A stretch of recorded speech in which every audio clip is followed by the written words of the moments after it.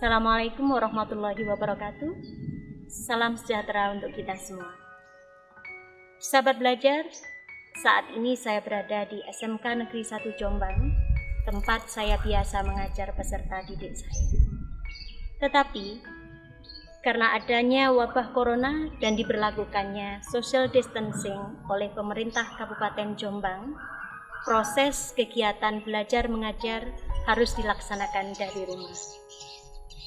Hal ini membuat saya berpikir bagaimana cara agar saya tetap bisa memberikan layanan prima kepada peserta didik saya.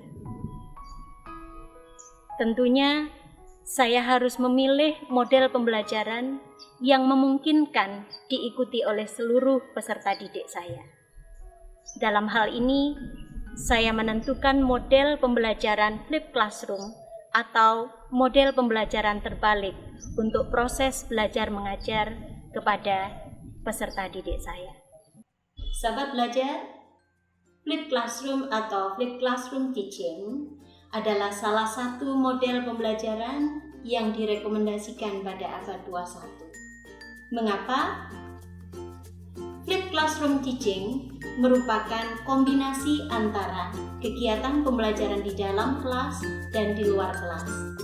Tentunya hal ini adalah untuk memaksimalkan kegiatan pembelajaran. Aktivitas pembelajaran yang biasanya dilakukan di dalam kelas, dilakukan di rumah, dan aktivitas pembelajaran yang biasanya dilakukan di rumah, dilakukan di kelas. Hal ini tentunya sangat sejalan dengan prinsip pembelajaran Student Learning Center.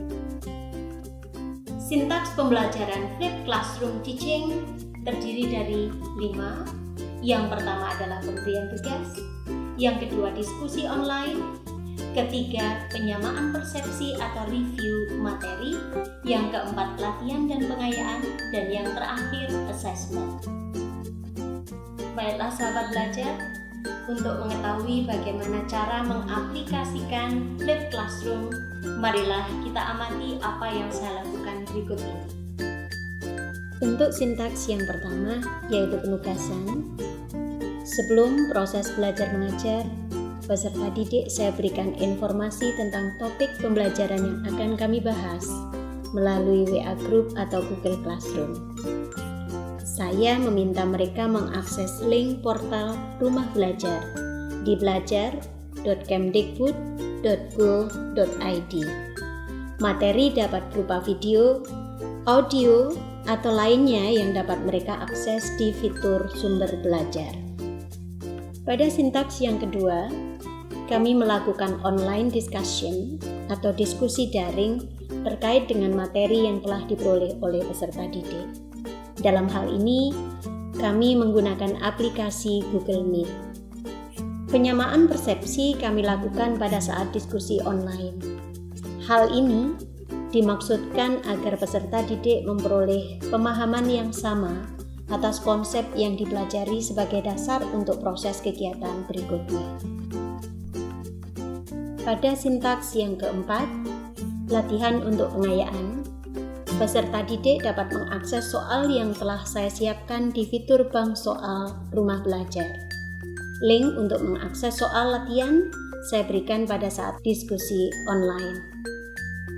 Untuk assessment, sebagai sintaks yang terakhir, saya meminta peserta didik untuk membuat video percakapan singkat yang harus mereka unggah ke Google Classroom. Sahabat belajar, itulah tadi salah satu contoh model pembelajaran yang saya terapkan saat work from home. Semoga bermanfaat. Salam Rumah Belajar. Belajar kapan saja, di mana saja, dengan siapa saja.